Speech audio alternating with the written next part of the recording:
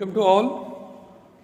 आज आपल्याला पाहायचं आहे सोनोमीटरचं कन्स्ट्रक्शन आणि त्याचे युजेस पाहायचेत आपल्याला. मी मुद्दाम या ठिकाणी आपल्या लॅबमध्ये हा सोनोमीटर तुमच्यासमोर ठेवला आहे आणि तो भाग तुम्हाला एक्सप्लेन करणार आहे. या सोनोमीटरमध्ये काय आहे ते पाहूयात आपण. ठीक आहे. It consist a rectangular hollow wooden box. It consist rectangular hollow wooden box. या वुडन बॉक्सला आपण साऊंड बॉक्स असंही म्हणतो आपण. ठीक आहे. याचा शेप जो आहे तो असाच करण्यामागचं रिझन काय आहे? To increase the intensity of the sound there is a rectangular wooden box. त्यालाच आपण साऊंड बॉक्स असंही म्हणतोय आपण, की त्याचं आपण ॲम्प्लिफिकेशन, त्या साऊंडचं इंटेन्सिटी वाढवण्यासाठी किंवा त्याचं ॲम्प्लिफिकेशन करण्यासाठी त्याचा वापर करतो आपण. There are two movable bridges. त्या आपल्या या कन्स्ट्रक्शनमध्ये त्याला आपण पी आणि क्यू असं म्हणतोय आपण. These are the two movable bridges. These are kept in a such way that they are kept along the width of the sonometer box. ही लेंथ आहे पूर्ण. ठीक आहे. आणि ही त्याची विड्थ आहे. तर या ठिकाणी they can move these two movable bridges. They can move along the length of the sonometer box. These are called P and Q. By changing the distance between the two movable bridges, we can change the vibrating length of the string. आपल्या या ठिकाणी हा पहिला point आपण सांगतोय rectangular wooden बॉक्सच्या बाबतीत. दुसरा मुव्हेबल ब्रिजेस कसे आहेत, कसे ठेवलेत, कसे मूव्ह करतो आपण त्यांना. त्यानंतर third a wire, a uniform cross section wire. आता या सोनोमीटर बॉक्समध्ये एकूण 3 वायर आपल्याला दिसत आहेत. ठीक आहे. तर ज्या कडेच्या 2 वायर आहेत त्या फक्त या ठिकाणी ते ब्रिज ज्या आहेत पी आणि क्यू, ते या ठिकाणी ते हलू नयेत म्हणून या ठिकाणी हे 2 सेपरेट वायर जोडलेले आहेत. आपली जी एक्सपेरिमेंटल वायर जी आहे ती सेंटरला आहे. ती वायर कशी आहे? Uniform cross section wire. ठीक आहे. Its one end is fixed to the rectangular wooden box at one edge. किंवा या ठिकाणी इथं त्याचं एक टोक जे आहे ते इथं फिक्स केलेलं आहे. ही वायर जी एक्सपेरिमेंटल वायर आहे ती सेंटरची वायर जी आहे त्याचं एक टोक इथे बांधलेलं आहे. And this wire passes over the P and Q bridge, and then after that it passes over the pulley. At the free end, पहा या ठिकाणी हे तिसरं वाक्य आपलं की आपण ते वायरच्या बाबतीत लिहितोय. ठीक आहे. युनिफॉर्म क्रॉस सेक्शन वायर आहे, त्याचं एक टोक त्या रेक्टँग्युलर वुडन बॉक्सला जोडलेलं आहे. त्याच्यानंतर this wire passes over the bridges and then after that passes over the pulley. At its free end, है ना, त्याच्या फ्री एंडला या ठिकाणी आपल्याला दिसतं एक रिंग आहे ना, आणि रिंगमध्ये आपण काय केलेलं आहे, हा एक स्लॉटेड वेट त्यामध्ये ॲड केलेला आहे, म्हणजे लटकवलेलं आहे असं म्हणत आपण. At the free end a हँगर with slotted weight is attached. म्हणजे तुमचं चौथं वाक्य असेल. At the free end, a hanger with slotted weight is attached. या स्लॉटेड वेटला व्यवस्थित पाहूयात आपण. हा जी स्लॉटेड वेट जी आहे ते एक स्लॉटेड वेट जवळपास हे 500 ग्रॅमचं आहे. त्याला आपल्याला या ठिकाणी याच्यातून या हँगरमधून असं सेपरेट पण करता येतं आणि परत याच्यामध्ये या ठिकाणी ॲड पण करता येतं. याच्यामधलं एक शेवटचं वाक्य जे असं असेल की याच्या सहाय्याने काय करता येतं, स्लॉटेड वेट ॲड करून काय करता येतं. By adding the slotted weight in the hanger, we can increase the tension in the wire, tension in the string. म्हणजे या स्लॉटेड वेट या हँगरमध्ये स्लॉटेड वेट आपण ॲड करून ह्या ज्या एक्सपेरिमेंटल वायरमधलं या ठिकाणी टेन्शन जे आहे ते टेन्शन आपल्याला कमी जास्त करता येतं की ॲड करून वाढवता येतं असं म्हणूयात आपण त्याला. ठीक आहे. तर या ठिकाणी हे याचं काय आहे, थोडक्यात कन्स्ट्रक्शन आहे ना. आपण 4 ते 5 वेळ त्याचं कन्स्ट्रक्शन लिहू शकतो आपण. त्याच्यानंतर या ठिकाणी इथं याचे यूज जे आहेत सोनोमीटर किंवा सोनोमीटरचे जे यूज आहेत ते यूज काय आहेत, तर त्यातला पहिला यूज जो आहे, we can determine the unknown frequency of the tuning fork. आता ट्युनिंग फोर्क आधी आपण पाहूयात. इथे माझ्याकडे या ठिकाणी हा सेट ऑफ ट्युनिंग फोर्क आहे. ठीक आहे, याच्यामध्ये वेगवेगळ्या फ्रिक्वेन्सीचे हे ट्युनिंग फोर्क आहेत. उदाहरण पाहूयात आपण. हा पहिला ट्युनिंग फोर्क घेतला आपण. याच्यावरती या ठिकाणी इथं लिहिलेलं आहे पहा 512 हर्ट्स, म्हणजे हा 512 हर्ट्सचा हा ट्युनिंग फोर्क आहे. त्यानंतर असे फ्रिक्वेन्सी वाढत या ठिकाणी फ्रिक्वेन्सी कमी होत जाते. दुसरा हा एक पाहूयात आपण. ठीक आहे, म्हणजे या ठिकाणी त्याचे डायमेन्शन वाढत आहेत पण फ्रिक्वेन्सी काय होते, कमी होत जाते. हा 320 हर्ट्सचा हा ट्युनिंग फोर्क. या ट्युनिंग फोर्कमध्ये याला आपण या ठिकाणी इथं अशी पकडण्यासाठी जागा पण आहे खाली या बाजूला, आणि या भागाला आपण काय म्हणतोय, stem of the tuning fork. त्यानंतर हे जे दोन भाग आहेत त्या दोन भागांना आपण प्रॉंग्ज असं म्हणतो आपण, प्रॉंग्ज ऑफ द ट्युनिंग फोर्क. मग या ठिकाणी हा ट्युनिंग फोर्क आपण एखाद्या रबर पॅडवरती जोरात आदळला तर हे जे प्रॉंग्ज जे आहेत ते असे व्हायब्रेट होतात. आता ते दिसत नाहीत आपल्याला, पण या ठिकाणी याची फ्रिक्वेन्सी तुम्ही ऐकू शकता. समजा या ठिकाणी हा ट्युनिंग फोर्क जर आपण व्हायब्रेट करून आपण आपल्या कानाजवळ जर घेऊन गेलो तर त्याची फ्रिक्वेन्सी आपल्याला किंवा त्याचा आवाज जो आहे तो आपल्याला जाणवेल. तर या ठिकाणी याची फ्रिक्वेन्सी आपल्याला या ठिकाणी कळते का ते पाहूयात आपण. ठीक आहे, तर अशा पण या ठिकाणी याचं व्हायब्रेशन या ठिकाणी आपल्याला जर त्याला आपण जवळ घेतलं तर ते आपल्याला कळतील. तर अशा या ठिकाणी वी कॅन डिटरमाइन, समजा आपल्याला एखाद्या ट्युनिंग फोर्कची फ्रिक्वेन्सी माहीत नसेल तर ती फ्रिक्वेन्सी आपल्याला काढता येते. हा पहिला यूज आहे. आणि दुसरा यूज जो आहे, we can verify the laws of vibrating string. We can verify the laws of vibrating string. पण याच्यामध्ये या ठिकाणी by keeping the distance between two bridges minimum, म्हणजे सुरुवातीला या ठिकाणी दोन ब्रिजमधलं अंतर जे आहे ते कमीत कमी ठेवायचं आहे. का ठेवतो आपण कमीत कमी, कारण दोन ब्रिजमधलं अंतर जर कमी ठेवलं तर ही जी the distance between the two bridges, म्हणजे हे जे डिस्टन्स आहे इथून इथपर्यंत ही जी वायर जी आहे ती वायर, म्हणजे त्याला आपण व्हायब्रेटिंग लेंथ ऑफ वायर असं म्हणतो आपण. म्हणजे त्याची फ्रिक्वेन्सी लेंथ जर लहान असेल तर फ्रिक्वेन्सी कशी असेल, सर्वात मोठी असेल. ठीक आहे, म्हणजे सुरुवातीला आपण काय करतो, या दोन ब्रिजमधलं अंतर कमीत कमी ठेवून या वायरची फ्रिक्वेन्सी जास्त ठेवतोय आपण. म्हणजे लेंथ या ठिकाणी कमी ठेवून त्याची फ्रिक्वेन्सी कशी ठेवतोय आपण, जास्त ठेवतोय आपण. त्यानंतर a stem of vibrating tuning fork is kept gently on the sonometer box. याच्यामध्ये हे करण्यापूर्वी आपण मेथड कुठली वापरतोय, बीट मेथड वापरतोय का पेपर रायडर मेथड वापरतोय ते पाहायचं आपल्याला. तर यामध्ये आपण एक्सपेरिमेंट करत असताना आपण पेपर रायडर मेथड हीच वापरतो आपण, की ज्याच्यामध्ये एक लाईट पेपर रायडर जो आहे तो इथं आता सध्या सेंटरला पडलेला आहे. ठीक आहे, हा लाईट पेपर रायडर कुठे ठेवतोय आपण, at the middle of the two movable bridges. At the middle of the two movable bridges. ठीक आहे, आता हा मिडललाच काय ठेवतोय आपण, कारण हा प्रयोग करत असताना आपण फक्त फंडामेंटल मोडमध्येच हा प्रयोग करतो आपण. म्हणजे त्याचे यूज जे आहे ते यूज पाहत असताना या ठिकाणी आपण ते फक्त फंडामेंटल मोडमध्ये करतो. याचा अर्थ काय, फंडामेंटल मोडमध्ये माहिती आहे आपल्याला, a string which is fixed between two rigid support in a fundamental mode. या फिक्स्ड एंड म्हणजे हे दोन मुव्हेबल ब्रिजेस आहेत. ठीक आहे, इथं नोड तयार होतो, इथं नोडच तयार होतो. आणि सेंटरला मात्र या ठिकाणी ॲम्प्लिट्यूड कशी असेल, मॅक्सिमम असेल. आणि मॅक्सिमम ॲम्प्लिट्यूड याचा अर्थ काय, की या ठिकाणी तिथं अँटी नोड भेटतो. अँटी नोड म्हणजे या ठिकाणी इथं जर मी सेंटरला पेपर रायडर ठेवला तर तो पेपर रायडर या ठिकाणी मॅक्सिमम ॲम्प्लिट्यूडमुळे या ठिकाणी काय होऊ शकतो, तो खाली पडू शकतो. ठीक आहे, तर by changing the vibrating length by moving the bridges, means we can change the vibrating length by moving the bridges. आता हे जे दोन ब्रिजेस आहेत पी आणि क्यू त्याला म्हणतो आपण, आणि या व्हायब्रेटिंग लेंथला आपण ए आणि बी असं म्हणतो आपण. सध्या तो पेपर रायडर वाऱ्यामुळे हलतोय.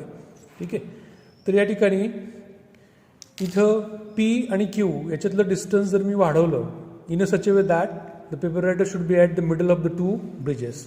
म्हणजे एकदा हा वाढवला, एकदा हा वाढवला, असं करून या ठिकाणी आपण त्याची व्हायब्रेटिंग लेंथ जी आहे ती वाढवू शकतो. व्हायब्रेटिंग लेंथ वाढवतोय म्हणजे त्याची नॅचरल फ्रिक्वेन्सी काय करतोय आपण, कमी करतोय आपण. कोणाची नॅचरल फ्रिक्वेन्सी, या एवढ्या व्हायब्रेटिंग लेंथची नॅचरल फ्रिक्वेन्सी, की ज्याचा फॉर्म्युला कसा लिहितो आपण, तर n is equal to 1/2L/T/m. म्हणजे मी याचं टेन्शन जर चेंज केलं तर त्याची नॅचरल फ्रिक्वेन्सी पण चेंज होऊ शकते.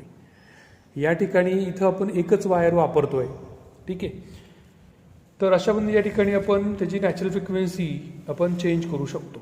As the natural frequency of string become same as the frequency of the fork. आता याच्यामध्ये when vibrating tuning fork is kept gently on the sonometer box. प्रयोग करत असताना या ठिकाणी हा पेपर रायडर कुठे ठेवतोय आपण, बरोबर सेंटरला ठेवतोय आपण, ठीक आहे. आणि आपण प्रयोग करतो. पाहूयात आपण, हा एक्सपेरिमेंटल सेटअप आहे, ठीक आहे. तर हा प्रयोग कसा करायचा आहे ते पाहायचं आहे आपल्याला. मी इथे ठेवतो आणि बघूयात आपण. पेपर रायडर सर्वांना दिसतोय, okay.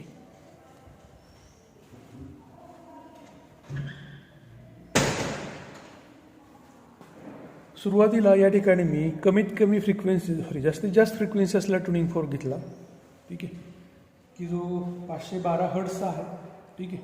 If it is set into vibration, व्हायब्रेशनमध्ये आणायचं म्हणजे काय करतोय आपण, त्याला आपण या रबर पॅडवरती जोरात आदळतो आपण. It is set into vibration and gently kept on the sonometer box. म्हणजे आता या ठिकाणी आता काय होतं की when it is set into vibration and kept on sonometer box, the string also vibrates with the same frequency as that of the tuning fork. As I increase the distance between the bridges by moving these bridges P and Q, I increase the vibrating length. Vibrating length वाढवतो म्हणजे frequency काय होते, कमी कमी होत जाते. When the natural frequency of the string, म्हणजे याची नॅचरल फ्रिक्वेन्सी आणि या ट्युनिंग फोर्कची natural frequency become same, then there will be the resonance between the vibrating length and the tuning fork. When there is resonance, the string will vibrate with the maximum amplitude and the paper rider will flies off from the string. So in this way we can get the resonating length of that wire for a particular tuning fork. तर अशामध्ये या ठिकाणी आपल्याला resonating length काढायची आहे. तर resonating length काढल्यानंतर आपण या ठिकाणी त्या ट्युनिंग फोर्कची फ्रिक्वेन्सी त्यांना माहीत नसेल आणि याची आपल्याला माहिती आहे, टेन्शन आपण किती दिलं हे माहिती आहे आपल्याला. So in this way you can determine the frequency of the tuning fork. म्हणजे इथं आपण रेझोनन्स हा कन्सेप्ट वापरतोय आपण. म्हणजे काय करतोय आपण, the natural frequency of the string, that is a 1/2L/T/m, and the natural frequency of the tuning fork, when they become the same, then there will be the resonance. When there is a resonance, the string will vibrate with the maximum amplitude, then the paper rider will thrown off from the string. In this way, this is the first use, but we can verify the laws of the vibrating string. The first law is the fundamental frequency of the string is inversely proportional to the vibrating length when the tension in the string, that is the load which is attached to the hanger, tension in the string are kept constant. Tension and linear density are kept constant. म्हणजे T आणि M constant ठेवल्यानंतर फ्रिक्वेन्सीचं relation length सोबत कसं आहे, तर inversely proportional आहे. तो law आपल्याला व्हेरीफाय करता येतो. मग हा लॉ व्हेरीफाय कसा करतो आपण, ठीक आहे. First measure the length of the wire. म्हणजे आपल्याला ह्या पूर्ण वायरची जी एक्सपेरिमेंटल वायर आहे त्याची लेंथ मोजायची आहे. Then measure the mass of the wire. एक इलेक्ट्रॉनिक बॅलन्स घेऊन याचा मास मोजतो आपण. आपल्याला लेंथ माहिती आहे, मास माहिती आहे, so we can determine the density, linear density of the wire, that is small m. Means first measure or determine the linear density of the wire. He first step to verify the first law of vibrating string. Then wire is stretched on the sonometer wire. आता समजा आपण हा याचा linear density मोजली आहे and then stretched over the sonometer box, over the bridges, over the pulley. Then a suitable tension. आता इथं suitable tension किती अप्लाय केलं आहे पहा. सुटेबल टेन्शन या ठिकाणी अप्लाय केलं आहे. समजा स्लॉटेड वेट किती आहेत, एकूण 3 आहेत. याचा अर्थ 500 ग्रॅमचे 3 आहेत. याचा अर्थ 1500 ग्रॅम एवढं टेन्शन आहे. मग त्या 1500 ग्रॅमला जर 980ने आपण मल्टिप्लाय केलं तर ते डाईनमध्ये कन्वर्ट होईल. म्हणजे तेवढं टेन्शन आता फिक्स ठेवणार आहोत आपण. ठीक आहे. Then a light paper rider is placed on the wire midway between the bridge.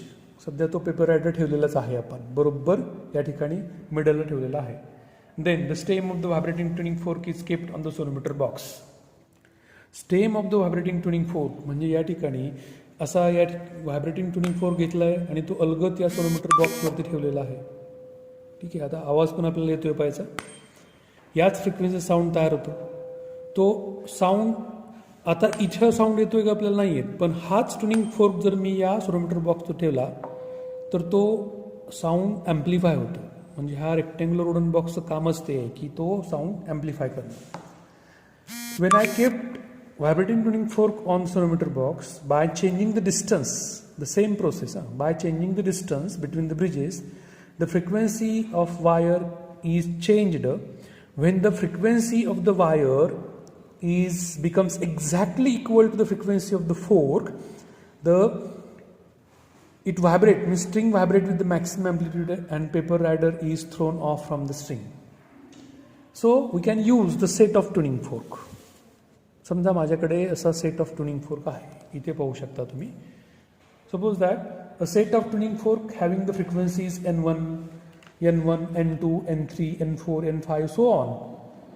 So they are used for corresponding measure the corresponding vibrating length of the wire. समजा या ठिकाणी या ट्युनिंग फोर्क करता व्हायब्रेटिंग लेंथ म्हणजे या tuning fork करता जो paper rider खाली पडला आहे ती व्हायब्रेटिंग लेंथ मोजली आपण. त्या व्हायब्रेटिंग लेंथला आपण the length of the wire which vibrate in unison. Unison याचा अर्थ काय होतो, same with the tuning fork. ती युनिशन व्हायब्रेटिंग लेंथ प्रत्येक ट्युनिंग फोर्क करता मोजायची आहे. And note down that L1, L2, L3 for N1, N2, N3, so on. So in this way we can get the value of L1, L2 for corresponding frequencies N1, N2, N3 by keeping the tension constant. Then after that we will observe that the product of N1, L2. आता या ठिकाणी आपण जर पुस्तकात पाहिलं हेच भाग, ठीक आहे, तर शेवटी आपल्याला असं भेटतं की हा गुणाकार जो आहे N1, L1 किंवा N2, L2, ठीक आहे, किंवा N3, L3 ह्या सर्वांचा गुणाकार जो आहे तो कसा येतो, सेम येतो. याचा अर्थ या ठिकाणी the fundamental frequency of the string is inversely proportional to the vibrating length of the string if the tension and the mass per unit length are kept constant. So in this way we can verify the first law of vibrating string by using the sonometer box. So in this next one, how to verify the second law of vibrating string? The vibrating length of the given wire and mass per unit length is kept constant. आता vibrating length constant ठेवायचीचा अर्थ काय, दोन ब्रिजमधलं अंतर आता second law verify करण्यासाठी दोन ब्रिजमधलं अंतर कसं ठेवायचं आहे, कॉन्स्टंट ठेवायचं आहे. आणि मास पर युनिट लेंथ कॉन्स्टंट ठेवायचं याचा अर्थ वायर बदलायची नाही, एकच वायर ठेवायची. म्हणजे यल आणि यम आपण काय ठेवतोय, कॉन्स्टंट ठेवतोय आपण. And bye changing the tension for the same length. आता या ठिकाणी इथं जो हँगर लावलेला आहे या हँगरमधलं टेन्शन काय करायचं आहे, प्रत्येक वेळेला बदलायचं आहे. तर इथं आपल्याला या ठिकाणी ते टेन्शन अगदी हळूहळू आपल्याला चेंज करावं लागेल. म्हणजे काही मिलीग्रॅममध्ये पण आपल्याला टेन्शन या ठिकाणी काय करावं लागेल, चेंज करावं लागेल. By changing the tension the same length is made. आता तीच लेंथ आहे, same length is made to vibrate in unison with the different tuning fork. म्हणजे या ठिकाणी ही लेंथ बदलायची नाही. एकदा या ठिकाणी हा ट्युनिंग फोर्क घेतला 512चा आणि त्यानंतर तीच लेंथ या ट्युनिंग फोर्क करता व्हायब्रेट केली, फक्त टेन्शन काय केलेलं आहे, चेंज केलेलं आहे. त्यानंतर परत मी दुसरा ट्युनिंग फोर्क घेतला, N2 घेतला, व्हायब्रेटिंग लेंथ तीच ठेवली आहे आणि परत टेन्शन चेंज केलं and that same length is vibrate in unison with the different tuning fork for the different tensions. And we can note down the different tension T1, T2, T3 for the corresponding frequencies N1, N2, N3, so on. So finally, we will observe that the ratio of N1 upon under root T1. Let us see in the book. If the tension T1, T2, T3 corresponds to the frequencies N1, N2, N3, etc., we will observe that the ratio N1 upon under root T1 is same as the N2 upon under root T2 is same as the N3 upon under root. So we conclude that the relation between the fundamental frequency and the tension, it is the fundamental frequency is directly proportional to the square root of the tension if the L and M are kept constant. This is second law of vibrating string. In same way we can verify the third law. Third law मध्ये काय पहा, third law आपल्याला माहिती आहे की fundamental frequency relation हे linear density सोबत कसं आहे ते आहे. पण इथं आपल्याला काय करायचं आहे की या ठिकाणी आपण थोडं इनडायरेक्ट मेथडनी हा थर्ड लॉ व्हेरीफाय करतोय. इनडायरेक्ट मेथड कशी आहे की ज्याच्यामध्ये काय करतोय पहा आपण, there are two wires, different wires. We can verify the third law by the indirect method in which for verification of third law of vibrating string, the two wires having different masses per unit length, that is M1 and M2, are used. तुम्ही जर guitar पाहिली असेल तर गिटारची प्रत्येक string जर पाहिली असेल, प्रत्येक स्ट्रिंग, तर प्रत्येक स्ट्रिंगचा लिनियर डेन्सिटी वेगवेगळी असते. याचा अर्थ प्रत्येक स्ट्रिंगची या ठिकाणी रेडियस कशी असते, वेगवेगळी असते. तशा दोन वेगवेगळ्या वायर्स आपल्याला घ्यावे लागतील. तर सध्या इथे दोन वेगवेगळे वायर नाही आहेत, पण समजूया, आपण गृहीत धरूयात की ही आत्ता जी जोडलेली वायर जी आहे त्याची लिनियर डेन्सिटी M1 आहे आणि माझ्याकडे अजून एक दुसरी वायर आहे की ज्याची लिनियर डेन्सिटी काय आहे, M2 आहे. ती थोडीशी जाड आहे यापेक्षा, असा आपण विचार करूयात.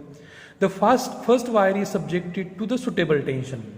आता या ठिकाणी ही फर्स्ट वायर सुटेबल टेन्शन समजा आपण दिलेलं आहे 1500 ग्रॅम फोर्स एवढं सुटेबल टेन्शन दिलेलं आहे, ठीक आहे. And made to vibrate in unison with the given tuning fork. म्हणजे या एक्सपेरिमेंटमध्ये आपल्याला एकच ट्युनिंग फोर्क वापरायचा आहे, दोन वेगवेगळे ट्युनिंग फोर्क नाही वापरायचे आपल्याला, किंवा वेगवेगळे नाहीत वापरायचे. The first wire is subjected to the suitable tension and made to vibrate in unison with the given tuning fork.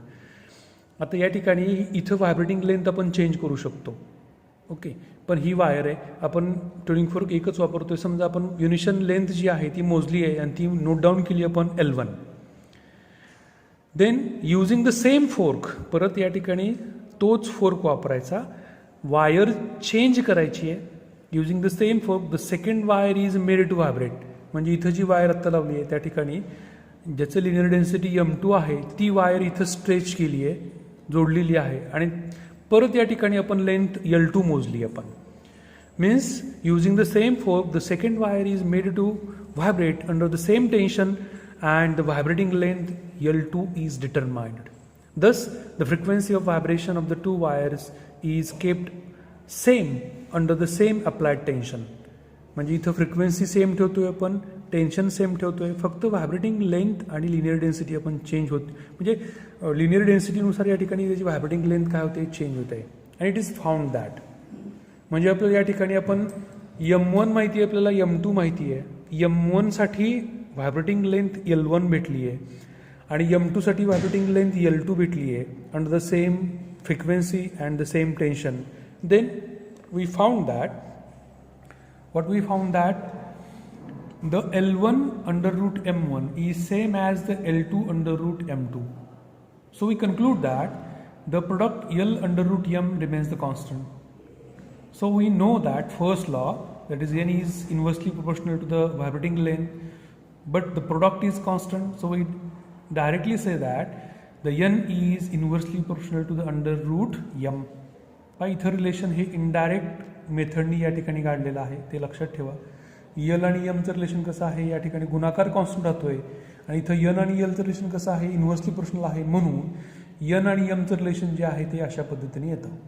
म्हणून याला आपण indirect method to verify the third law of the vibrating string असं म्हणू शकतो आपण. So if the T and L are constant, we get the relation between N and M. So in this way we can verify the laws of vibrating string. ठीक आहे, तर इथेच थांबूयात आपण. धन्यवाद.